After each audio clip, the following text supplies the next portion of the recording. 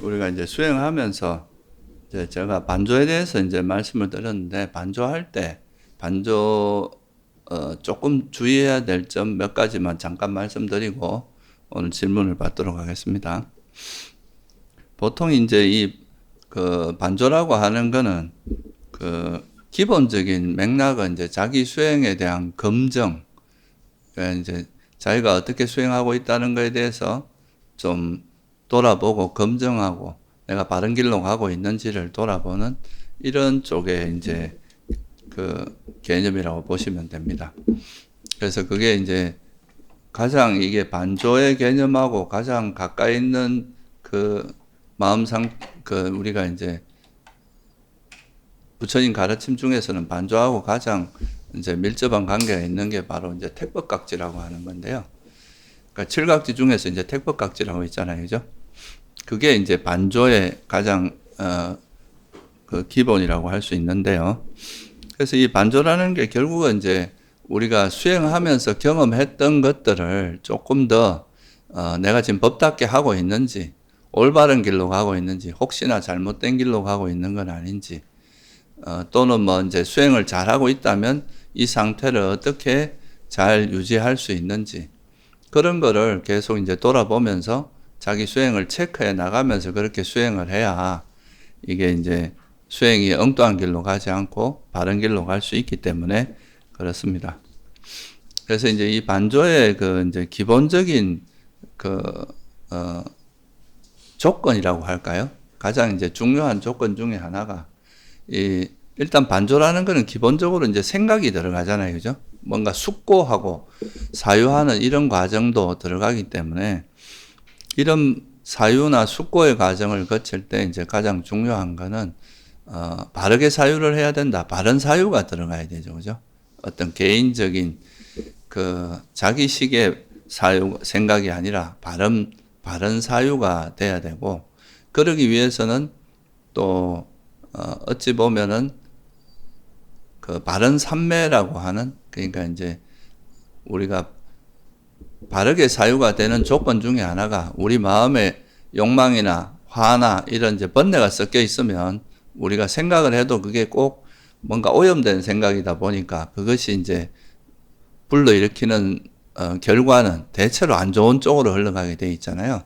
그래서 바르게 사유를 하기 위해서는 바른 삼매도 필요하고, 또 우리가 이제 생각을 해 나갈 때는 그 생각의 틀이 필요한데 그 틀이 바로 이제 그 진리에 맞게 이제 사유하는 거죠.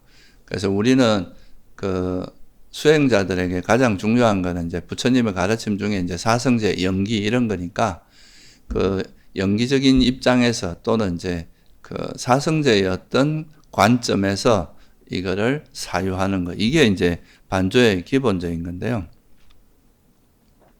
그래서 이거는 제가 뭐 그전에도 설명을 많이 드렸던 내용이라서 자세하게는 말씀드리지 않고, 그리고 이제 이런 사실 이게 반조의 가장 좀 이런 반조라는 개념이 나오게 된 가장 중요한 그 어떤 근거 중에 하나가, 우리가 부처님께서 이제 선정을 얻으신 다음에 그 선정을 통해서 선정의 힘이 이제 우리가 마음의 힘이 굉장히 강력해지고 나면 이게 선정이라는 건 마음이 정말 깨끗하고 집중되고 이제 정말 특별한 어떤 마음 상태인데, 이런 마음 상태에서 이제 어떤 현상을 관찰하면서 그 현상의 실상을 이제 정확히 이렇게 통찰하는 과정을 거치면 이거는 바로 깨달음이 이어질 수 있는 그런 그 강력한 힘을 갖추었기 때문에, 그 우리가 니까야를 여러분이 이제 좀 관심 있게 보시면 선정에 대한 설명을 하는 그런 이제 구절 속에는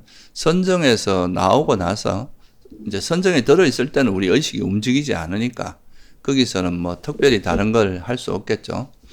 근데 이제 선정에서 출정한 다음에 항상 경전 구절이 어떻게 나오느냐 하면 선정을 이루고 있던 그 오온, 그러니까 선정 상태에 들어 있을 때 나라고 하는 존재는 결국 이제 물질과 정신 또는 오온의 상태고, 그 오온을 들여다 보니까 이게 나라고 하는 존재가 물질과 정신으로 이루어져 있고, 이것도 내가 선정에 들어 있을 때와 선정에 나왔을 때 마음 상태가 완전히 달라지거든요.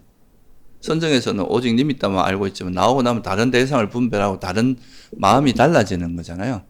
그런 걸 통해서 이제 선정의 마음조차도 영원하지 않다. 그리고 이건 무상하고, 그래서 이건 괴로움이고 내 것이라 할 만한 게 없다. 이런 이제 깊은 관찰을 통해서, 이건 제가 간략하게 말씀드리는 건데, 그런 과정을 통해서 이제 깨달음에 이를 수 있다고 경전에 보면 항상 그렇게 이제 선정에서 나오고 나서, 특히 뭐 초선에서 나오고 나서 초선을 그렇게 관찰할 수도 있고, 이선정을 얻은 다음에 이선에서 나와서 그렇게 하죠. 3선도 가능하고 4선, 5선, 아니 5선은 없죠.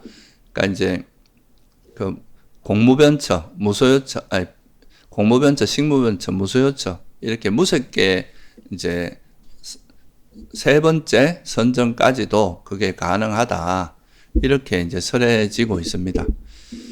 그래서 이거를 제가 여기서 자세히 설명드리기는 좀 그렇고요. 기본적으로 이제 경전에서 우리가 그런 아이디어가 나와 있어요.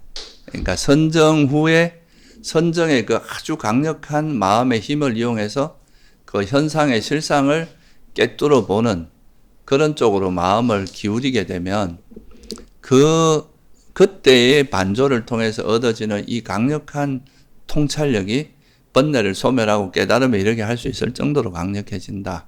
그런 이야기가 있어서 그거를 이제 우리가 좀 다운그레이드를 시키면, 그러니까 선정이라고 하는 그 상태에서 이제 반조하는 게 가장 좋긴 한데, 선정에까지는 가지 못하더라도 우리가 좀 마음이 고요해지고 번뇌가 없는 상태에서 그 자기 어떤 뭐 수행 상태라든가 내가 수행이 안 될 때는 주로 어떤 번뇌들이 내 수행을 방해하고 있는지, 또 내가 수행이 잘 될 때는 어떤 조건들이 수행을 잘 지속되게 하는지, 그런 거를 한번 돌아봄으로써 자기 수행이 그냥 막 타성해져서 하는 수행이 아니라 뭔가 자기가 수행해 나가면서 어디 문제점은 뭐고 어떻게 장점은 뭐고 어떻게 해야 그런 거를 잘 개발할 수 있고 또 버릴 수 있는지, 이런 거를 체크해 나가는 과정이다.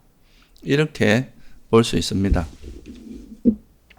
그래서 이제 그런 반조를 하는 데 있어서 아까도 제가 말씀드렸지만 선정이 기반이 되면 가장 좋은데, 그러니까 선정까지는 못 가는, 그러니까 선정까지 가는 건 쉽지 않은 일이기 때문에 비록 선정에는 이제 이르지 못한다 하더라도 우리가 짧게나마 또는 이제 일시적으로는 우리가 번뇌가 없는 상태가 있으니까요. 그런 장애가. 그럴 때, 그게 이제 일반적으로 찰나산매 또는 이제 일시적으로 내가 마음이 좀 고요해지고 편해졌을 때, 이럴 때 이제 그런 마음의 상태를 이용해서 내가 수행하고 있는 거에 대해서 그러니까 반조하는 뭐 그런 과정, 이거는 다양하게 있을 수 있습니다. 여러분이 만약에 걷기 수행을 이래 하는데, 걷기 수행을 하다가 내가 이렇게 발이 이렇게 처음에는 막 이렇게 발걸음이 이렇게 알아차리고 하는데, 이게 잘 되다 보면 발의 움직임에만 마음이 딱 가 있고 여기에 대해서 다른 생각이 없으면 그냥 단지 이게 내가 발의 움직임이 있을 뿐이구나, 이렇게 통찰이 될 수 있거든요. 그냥 단지 발의 움직임이 있다. 그러면 이제 수행 끝나고 나서 내가 나는 지금까지 내가 움직인다고 생각했는데 그냥 어떤 그 발의 움직임이 일어났다 사라지고 가는 그 과정이구나, 이렇게 돌아봄으로써 물질의 무상함과 이것이 이제 그런 물질 뒤에는 나라고 할 만한 게 없다는 거, 이런 걸 한번 돌아볼 수도 있고요. 또 뭐 여러분 느낌에 대해서 또 반조를 해가지고 모든 내 그 가래 또는 뭐 화 이런 게 느낌을 기반으로 해서 일어나는구나, 느낌을 관찰하다가 그런 거에 대해서도 한번 이렇게 좀 통찰해보, 이런 다양한 방법이 있는데요. 그 중에서도 이제 특히나 우리가 초기에 수행할 때는 주로 번뇌가 이제 좀 여러분들에게 많은 수행에 방해를 주기 때문에 그 중에서 특히 이제 욕망과 성냄과 어리석음, 이제 주로 욕망과 성냄이죠. 내가 좋아하는 대상에 집착하는 거, 싫어하는 대상에 화내는 거, 이게 이제 가장 대표적인 그 수행의 방해죠. 물론 다른 것도 다양하게 있지만, 그래서 이제 그런 부분에 대해서 특히나 이제 여러분들이 그런 장애들, 특히 우리 수행을 방해하는 그런 마음의 장애들을 반조할 때는 어떻게 해야 되느냐. 그게 화라는 건 기본적으로 그 뒤에 욕망이 욕망을 기반으로 해서 화가 일어나고, 그 욕망 뒤에는 어떤 어리석음이 숨어 있는지 이런 거를 반조해 보라고, 기본적인 거 가장 중요한 다양한 반조의 과정 속에서 내가 건강 상태도 반조의 대상이 될 수도 있고, 내 몸 상태 또는 주변 환경 이런 것도 우리가 충분히 수행에 영향을 미치는 조건들이지만, 그런 외적인 대상 외에 자기 내면에서 수행을 가장 방해하는 것은 장애 요소이기 때문에 그런 장애를 반조하는 틀을 여러분들에게 좀 알려드렸고, 가장 기본적인 것은 그거거든요. 이건 사성제의 가르침 속에서도 가래를 조건으로 괴로움이, 육체적, 정신적 괴로움이 일어난다 이렇게 나오고 있고, 또 이 가래는 무명을 조건으로 일어난다. 이거는 경전 곳곳에서 이런 거에 대한 설명을 가르침을 우리가 접할 수 있습니다. 그래서 이 틀을 가지고 자기 번뇌를 이해해 나가면 어떤 어리석음이 숨어 있는지를 파악하는 게 사실은 되게 중요하거든요. 그래서 그런 식으로 반조를 하는 걸 알려드렸는데, 또 어떤 그런 거에 대해서 사람들이 이런 이야기를 합니다. 그러니까 이게 반조라는 게 어떻게 보면 약간의 사유가 들어갈 수밖에 없거든요. 그죠? 이거는 그냥 직관적으로 한다기보다 뭔가 숙고하고 깊이 사유하는 과정을 통해서 얻어지는 지혜에 해당하기 때문에. 그래서 첫째는 이런 질문이 있어요. 그러니까 모든 번뇌를 다 반조해야 되느냐? 이렇게 말할 수 있는데, 우리가 수행하다 보면은 생각이 좀 그냥 있었던 생각들이 파편처럼 툭툭 지나가는 이런 생각들도 있잖아요. 이런 거는 그냥 이게 뭔지만 그냥 예를 들면 그냥 슥 스쳐 지나가는 건 이게 뭔지도 파악 안 해도 됩니다. 그냥 이건 내버려 두면 되고. 근데 뭔가 생각이 이어지고 반복되면서 그런 것들은 그게 어떤 이게 탐욕인지 성냄인지 해태원침인지 이런 장애 중에 어느 걸 기반으로 일어나는지 이런 것 정도는 파악을 해 두는 게 좋거든요. 생각이 좀 반복될 때는.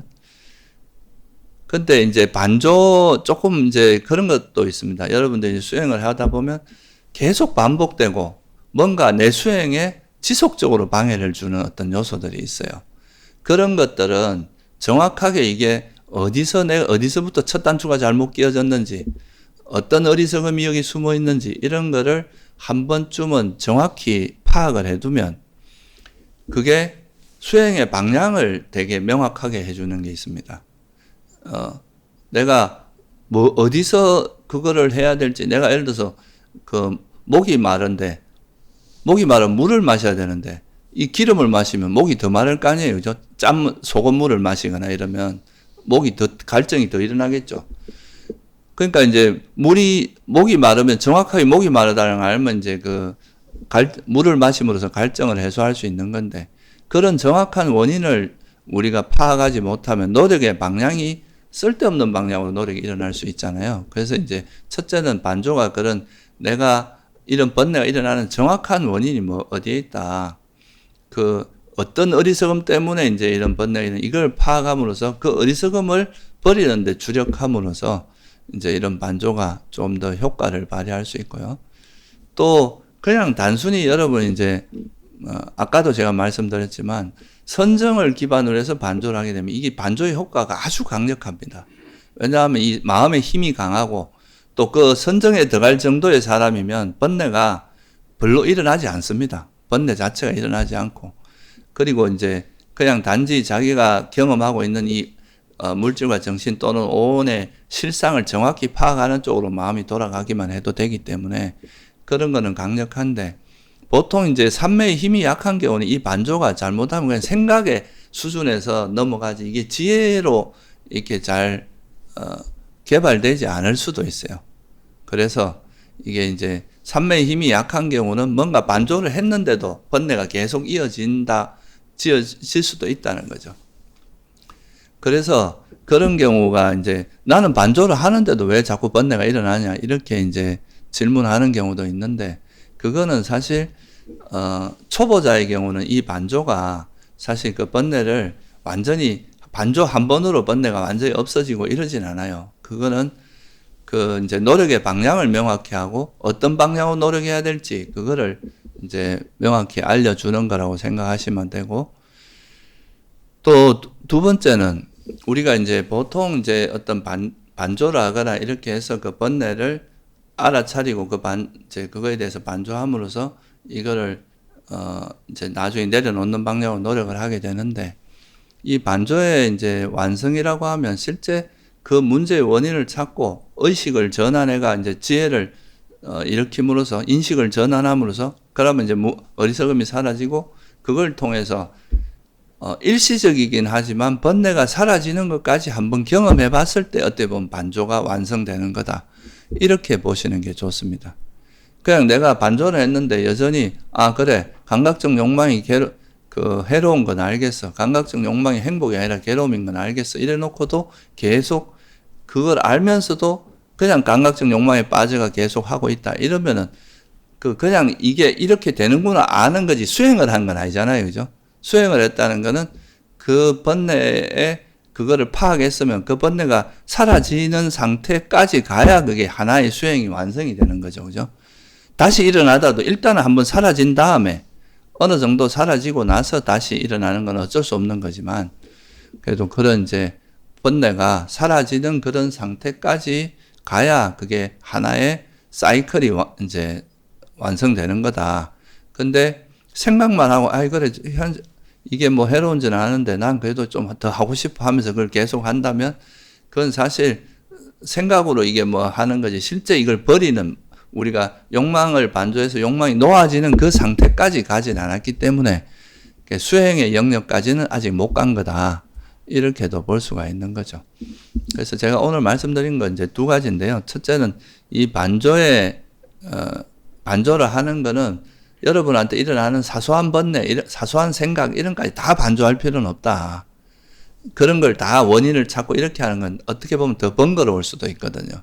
그게 아니라 좀 자기 수행에 좀 많은 영향을 주고 또 이게 어떤 뭐랄까 내 수행에 지속적으로 또는 내 일상 삶에서 계속 문제를 일으키는 이런 거에 대해서는 그 원인을 추적하는, 그 원인이 뭔지까지 하는 반조 정도를 하는 게 좋고요. 그냥 일상적으로 생각이 계속 일어나고 이런 것들은 그냥 이게 탐욕인지 성냄인지 해태원즘인지 의심인지 뭐 들뜬과 후회인지 이 정도에서 알아차리기만 해도 괜찮습니다. 그리고 이 반조의 효과, 반조의 어떤 힘이라고, 반조의 그 힘은 삼매에 좀 비례한다. 그러니까 자기가 가지고 있는 삼매나 지혜의 힘에 좀 비례하기 때문에 우리가 좀 삼매 힘이 강하면 이 반조의 효과도 훨씬 좋은 거고요. 또 삼매 힘이 약할 때는 이 반조가 일반적인 생각의 사고의 수준에 머물기 쉽기 때문에 반조의 효과가 상대적으로 떨어질 수밖에 없다는 거, 이런 거를 좀 이해하시면 좋을 것 같아요. 사실 이게 삼매력이 아주 강력할 때는 이 반조가 굉장히 깊이 있고 예리한 그런 지혜를 개발하는 굉장히 좋은 수단이 됩니다. 근데 이제 반조의 힘이 아무래도 이제 삼매의 힘이 좀 약한 초보자의 경우는 반조를 한다고 하지만 그 반조가 제대로 되지 않고 주로 이제 그냥 생각의 수준에서 머무르고 깊이 있게 잘 알기가 어려운 그 지혜가 생기기 좀 어려운 구조가 있다는 거는 좀 이해를 하시면 좋을 것 같습니다.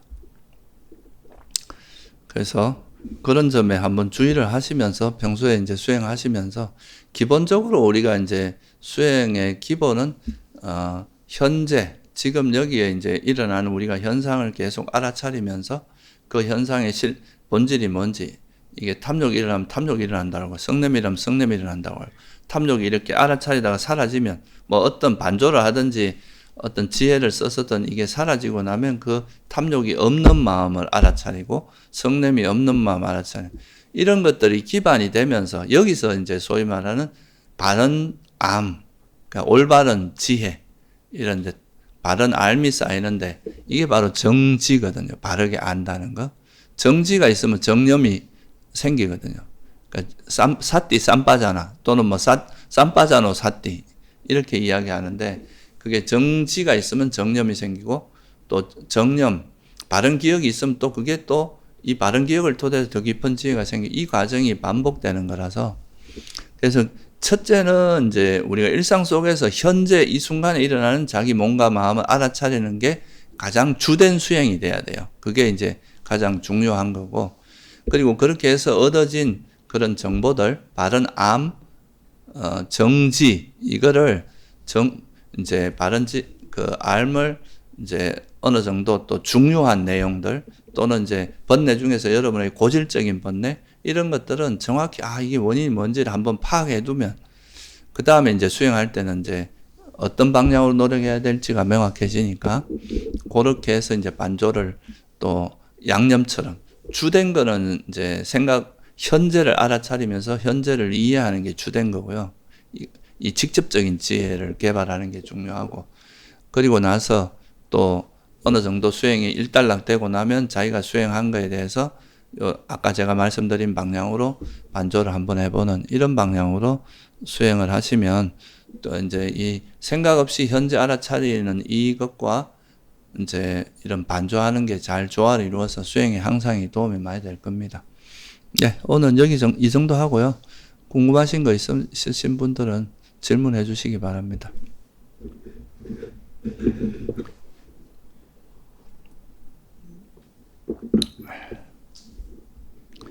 그리고 이번 주 이제 다음 주 일요일 날 원래는 이제 열린 법회를 수요일 날 하는데 이제 이 강사분이 이제 한의사고 그래서 이제 평일 날 시간을 내기가 좀 어려워서요. 그래서 다음 주 일요일 날 이제 열린 법회를 하기로 했는데요. 우리가 이제 수행을 하다 보면은 이제 뭐 여러 가지 원인으로 상기라고 하는 정세를 겪게 돼요. 뭐 머리가 아프다거나 눈알이 빠질 것 같다거나 막 두통이 생기고 뭐 이런 이제 여러 가지 그런 이제 상기 정세가 일어나는데 그런 상기 정세에 대해서 일반적으로 의학적으로 봐서는 그게 어떤 의미가 있고 그거를 어떤 식으로 해소하면 좋을지 우리가 이제 이런 수행적으로 해소하는 방법도 있지만 또 의학적으로 그걸 어떻게 바라보는지 이런 거에 대해서 한번 살펴보면 좋을 것 같아서 그런 주제를 가지고 할 예정이니까요. 시간이 있으신 분들은 많이 참석하면 좋을 것 같습니다. 다음 주 일요일 날 아마 일요일 날 하게 될 겁니다. 예, 질문 있으신 분 질문해 주십시오. 스님 제가 수행하다 보니까 어느 날 귀에서 자꾸 코 고는 소리, 숨 쉬는 소리, 그냥 숨 쉬는 소리가 자꾸 들려요. 밤새도록. 그래서 저는 집이 요새 방음 공사가 잘못돼서 그랬다 했는데 그게 그 다음날 일어나서 다른 분하고 얘기해 보니까 아니더라고요. 그게 굉장히 방음이 잘 됐는데 저는 계속 그게 밤새도록 나가지고 한 새벽 한 2, 3시가 돼도 계속 숨소리가 들려요. 옆방에 여자 숨소리 자는 소리가 들리길래 좀 무섭더라고요. 그래서 3시부터는 그냥 불 켜놓고 잤거든요. 그래서 그 다음날 아침에 그냥 사람들한테 와 여기 이거 새 건물이라 하는데 방음 공사 잘못됐다 내가 막 밥 먹으면서 떠들었더니만 아니래요. 그래서 제 속에서 그런 들린다 하더라고요. 그게 그럴 때 어떻게 해야 됩니까? 그게 뭐 한 2번 주로 어떤 소리가 들립니까? 아주 고요하게 자는데 우리 왜 여자가 숨 쉬는 소리 그냥 숨 쉬는 소리 있죠. 그냥 계속 그 옆방에서 누가 숨 쉬는 소리. 보살님이 이제 수행이 잘 될 때 그러시던가요? 뭐 어떨 때 그런 현상이 일상적으로 항상 그러시던가요? 처음이었어요. 그게 한 2달 전에 그랬고 또 한 번 한 달 뒤에 또 코 고는 소리가 들리더라고요. 옆방에서? 예, 제가 어떤 방에를 들어가면 그 방에 그때도 옆방에서 나는 소리인 줄 알았어요. 근데 옆방에 사람이 없었대요. 그래서 그게 한 달 간격으로 한 2번 그랬고, 저는 뭐 수행해도 그런 뭐 한청이나 이런 소리는 한 번도 들은 적이 없고, 그게 계속 지속되신 건 아니죠? 예, 그때 일어났는데 그럴 때 제가 어떻게 해야 되는지 몰랐어요. 그게 이제 만약 계속 지속되고 반복되고 이런다면은 그건 이제 좀 더 뭐 약간 다른 원인이 있을 수 있는데요. 예, 일시적으로 그런 거는 그냥 뭐 무시하고. 예, 무시해도 됩니다. 그거는 수행하다 보면 예, 이제 간혹 가다 어떤 사람은 이제 천장을 뚫고 막 별이 보인다 그런 사람도 있고요. 네, 또 이제 뭐 어디서 보살님처럼 되게 막 소리가 들린다고 하는 경우도 있고요. 네. 누가 옆에 와서 이렇게 막 소리를 뭔가 이야기하는 것 같고 이런 경우가 있는데, 그런 거는 이제 좀 일시적으로 일어나는 현상들이거든요. 네. 그게 계속 반복된다면 이건 좀 문제가 있는 거죠. 네. 근데 어쩌다 한번 일어났다 사라지고 이런 그게 보살님이 너무 그 관심을 기울이지 않으면 네. 그거는 크게 문제되진 않아요. 그거는 오히려 관심을 기울이다 보면 그런 게 더 자꾸 반복되고 그럴 수 있고, 그거는 수행하다 보면 나타나는. 어쩌다가 정말 가끔씩 그렇게 나타나는 경우가 있어요. 네. 뭐 예를 들면 뭐 수행하는데 괜히 옆에 와서 그냥 싸도 이런 소리가 들릴 수도 있거든요. 그거. 네, 네, 네. 저도 그런 경험이 있어요. 근데 네. 그냥 그거에 대해서 무시하면 돼요. 네. 그게 그렇게 지속되는 것도 아니고. 네, 뭐 그 원인을 알려고 안 해야 되겠네요. 저는. 예, 그거는 그렇게 뭐 의미 있는 일이 아니라고 생각하시는 게 네. 더 낫습니다. 네. 그게 자꾸 관심을 기울이다 보면 오히려 그거에 대해서 신비화되고 그러다 보면 막 더 그쪽으로 마음이 가게 되고 그럴 수도 있거든요. 그러니까 수행하다 보니까 이런 것도 나타날 수 있구나 하는 정도로 그냥 넘기시는 게 더 낫습니다. 네, 알겠습니다. 스님, 예. 감사합니다. 아무래도 이제 우리가 수행을 하다 보면요, 의식이 이제 이렇게 좀 두뇌 막 때가 묻어 있다가 이제 이게 이렇게 벗겨져 나가면서, 때가 뭐 외형적으로 벗겨져 나간다고 말하기가 그렇지만 이제 마음이 이렇게 맑아지기 시작하다 보면 그 이전에 우리가 경험하지 못했던 그런 아주 신비한 경험들을 하는 경우가 가끔씩 있습니다. 그거는 뭐 예를 들면 뭐 다른 사람이 뭐 딱 보면 마음이 막 확 보이는 것처럼 느껴지기도 하고, 약간은 이제 평소와 다른 신비한 그런 이제 경험들, 그런 거를 좀 하게 되는데, 그거를 이제 진짜 자기가 그런 능력이 생기면 자기가 원할 때마다 그래 돼야 되거든요. 근데 또 그건 아니거든. 그냥 어쩌다가 이제 그런 때 일어나는 이런 거는 일과성 현상이라고 보는 게 오히려 바람직하다, 이렇게 보시면 돼. 예. 질문을 해야 되는 건지 이렇게 망설이고 있다가 조금 전에 보살님 질문하시는 걸 보고 질문을 하게 됐습니다. 제가 한 40여 년 전에 그 해남 대흥사에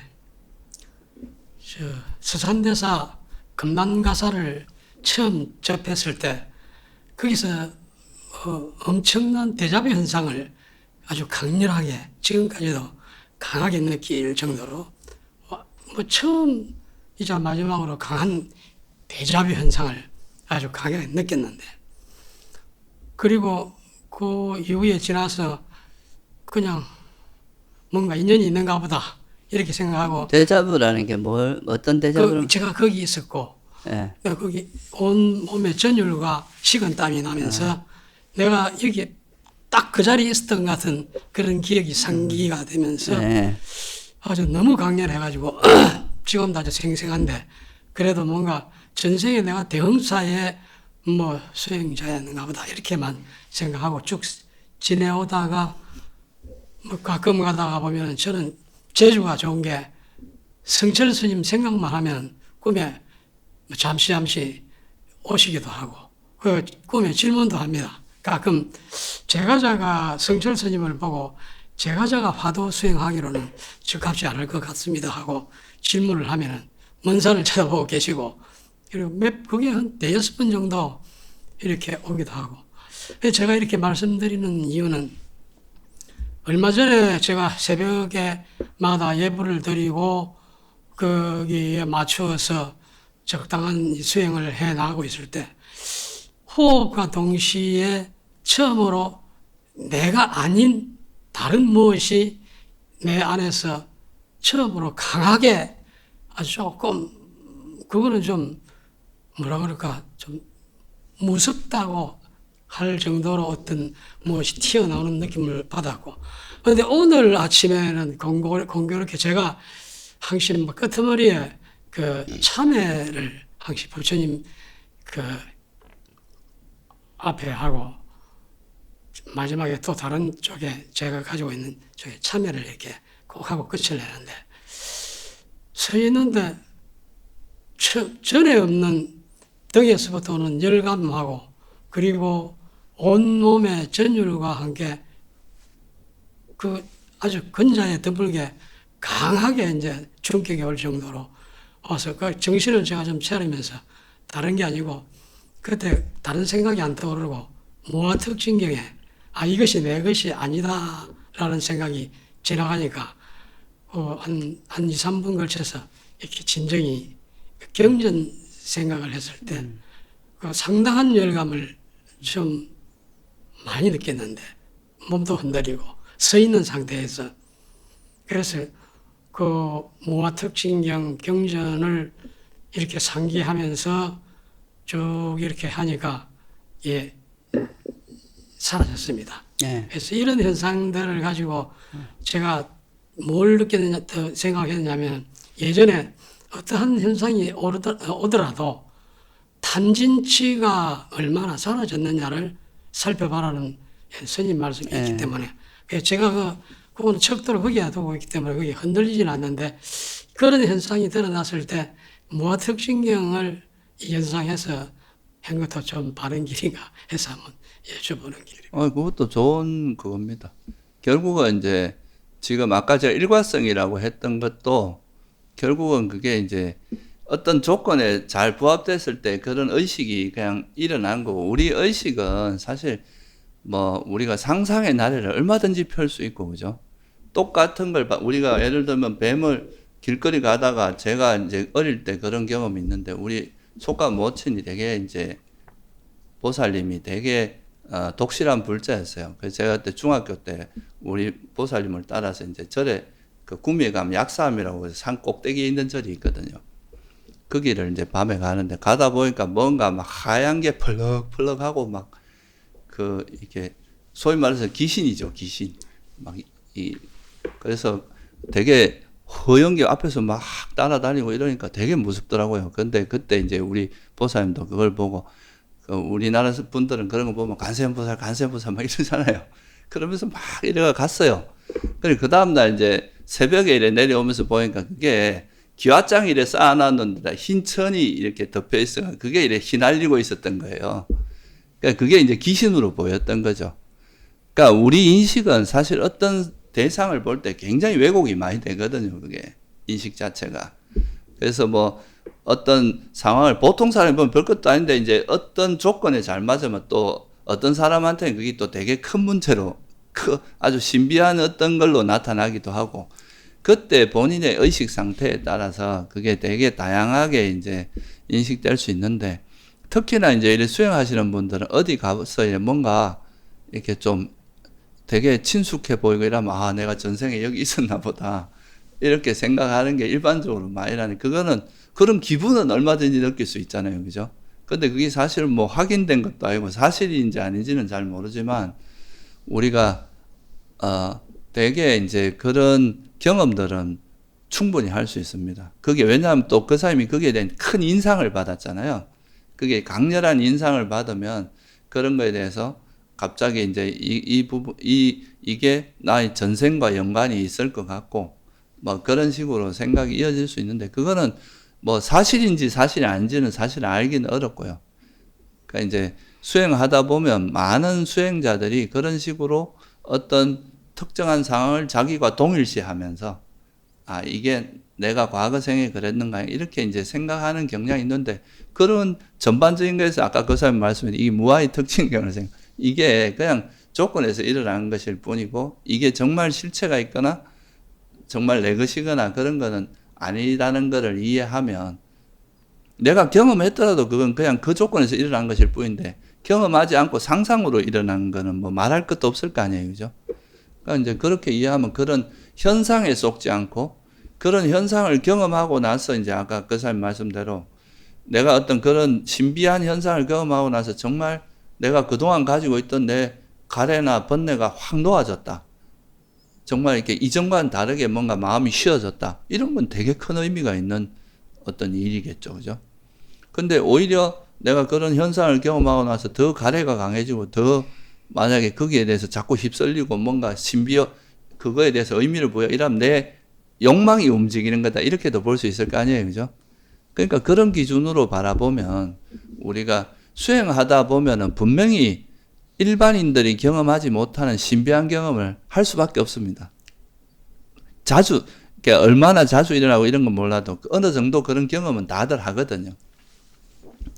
근데 그거를 이제 그런 거에 좀 의미를 많이 부여하고 그쪽으로 휩쓸리다 보면 막 나는 이거 좀 남들과 다른 특별한 사람이고 나만이 이런 거 경험하는 것 같고 막 이러면서 이제 이게 약간 의식이 좀 왜곡될 소지가 있는데 아까 말씀드렸듯이 이게 이제 이런 경험이 내 번뇌의 소멸에 도움이 되는지 이런 것 내 마음의 어떤 변화 그런 경험을 통해서 진짜 내가 번뇌가 적어지고 지혜가 향상되는지 이런 걸 보면은 이제 그렇게 하면 그런 현상에 잘 안 휩쓸리거든요.